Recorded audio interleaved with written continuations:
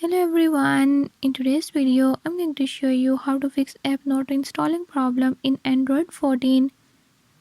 In this video I'll show you how to fix this issue. Before I start, if you are new to my channel, don't forget to subscribe and hit the bell icon. Watch complete video and learn how you can do it. Let's watch the video.